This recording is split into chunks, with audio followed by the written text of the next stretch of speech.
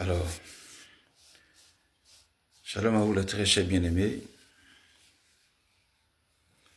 de l'UPNCI, qui est l'Union des paroles des prophètes des nations du Côte d'Ivoire. J'espère que vous allez bien.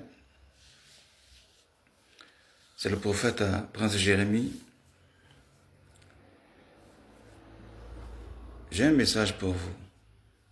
J'ai un message pour les États-Unis. Voilà. C'est un message adressé aux États-Unis, aux Américains. C'est hier, dans la méditation, que le Seigneur m'a fait voir ces images que j'aimerais partager avec vous. Il s'agit des choses à venir qui s'annoncent aux États-Unis, partant de cette guerre que les États-Unis sont en train de mener contre l'Iran avec Israël. Voilà. Les États-Unis qui ont déployé toute leur armada, qui fait leur grande puissance, avec laquelle Donald Trump est très fier et orgueilleux. Cette armada qui fait leur puissance, leur autorité, grande puissance dans le monde, sur le monde, et l'investissement qui accompagne cette armada. Donc, ils vont voir toute leur armada qui fait la puissance détruite par l'Iran, et puis le financement, les milliers de dollars qui accompagnent cette guerre dans laquelle ils sont déjà perdants, parce que cette guerre, ils vont la perdre. Dieu n'est pas dans cette guerre. Israël, les États-Unis vont perdre cette guerre contre l'Iran. Et quand ils vont la perdre, ça va créer, bien aimé, une grande déception aux États-Unis. Donc, déception des militants de Donald Trump qui seront déçus de lui, qui vont le quitter. Déception de tous les Américains. Et ça va créer quoi? Une crise économique, un désert économique. Donc, il n'y aura plus d'argent. Les salariés, les fonctionnaires ne seront pas payés comme il se doit. La nourriture va manquer aux États-Unis. Ils vont quémander la nourriture dans des caritas. Voilà. Le travail va manquer, donc des entreprises seront fermées. Voilà. Et tout ça va créer un soulèvement populaire contre Donald Trump. Donc une guerre financée à coups de milliards du contribuable américain et qui vont perdre. Ça va créer une déchéance, une chute, voilà, des États-Unis. Le pétrole à travers le carburant, voilà, va manquer aux États-Unis. En effet, ça sera une crise, un désert que les États-Unis vont traverser après cette perte de cette guerre. Perte des matières premières, perte du pétrole, perte de la guerre, perte des finances. Ça va créer vraiment des mécontentements aux États-Unis, des marches, des casses, où l'armée va sortir pour contester ces marches et ils vont casser beaucoup de choses là-bas.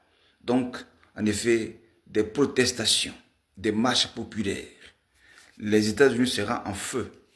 Cette guerre qui se passe en Iran va se terminer aux États-Unis. Oui, ça va se terminer aux États-Unis. Des gens vont se soulever contre l'État, contre Donald Trump. Ce sera une guerre entre l'armée et le peuple, entre la police et le peuple. Ça va se terminer aux États-Unis. Voilà ce qui arrive. Voilà.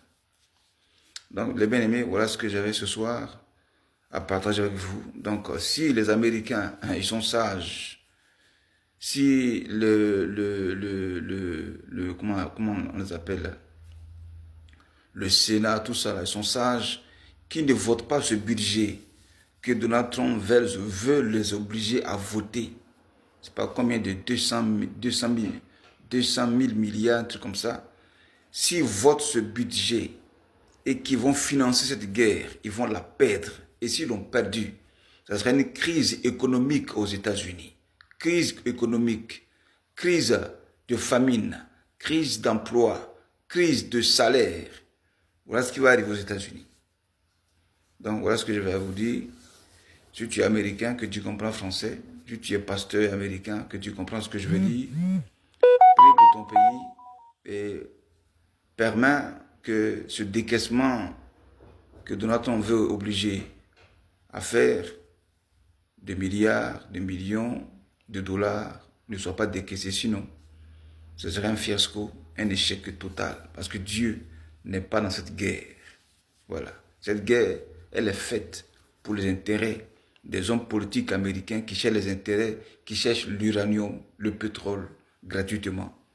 Et c'est comme ça. Voilà l'esprit des Occidentaux qui cherchent à dépouiller les Africains de leurs matières premières pour les avoir. Ça, c'était hier, au temps de la colonisation.